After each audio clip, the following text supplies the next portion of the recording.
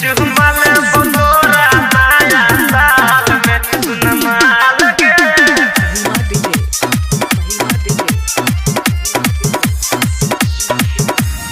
I love you लिख के रखने आई लव यू लिख के रखने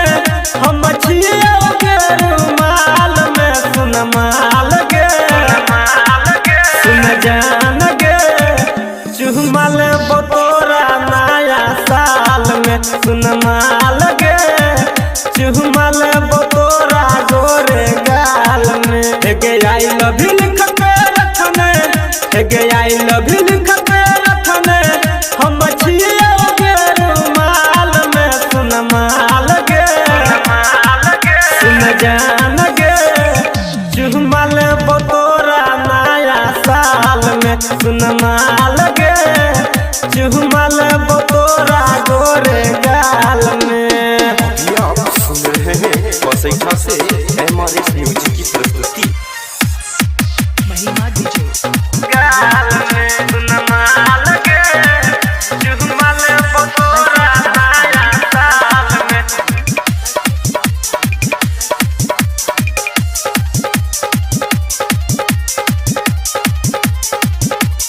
हे गई तोरा समिला हम नया साल में लक चुम्मा मुहद बनेबो गोरे गोरे गाल में गोरे गोरे गाल में तोरा समिला हम नया साल में लक चुम्मा मुहद बनेबो गोरे गोरे गाल में हैप्पी न्यू ईयर मनाबो हैप्पी न्यू ईयर मनाबो आदारू मंगेबो नेपाल से सुन माल गे चुमा ले बतोरा गोरे गाल में सुन माल गे चुमा ले बतोरा नया साल में।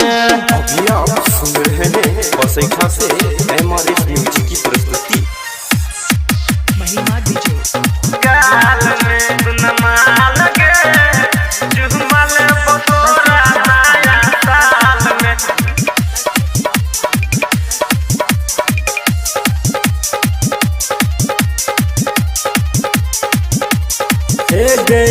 देवो ग्रीटिंग कार्ड रानी करबो प्रपोज गे तोरा ललह कहबो लव वाला रोज गे लव वाला रोज गे देवो ग्रीटिंग कार्ड रानी करबो प्रपोज गे तोरा ललह कहबो लव वाला रोज गे एक राइटर संजीत राइटर रसन संजीत मिला तो बिहान गे सुन जान गे चुमा ले बतोरा गोरे गाल में सुन माल गे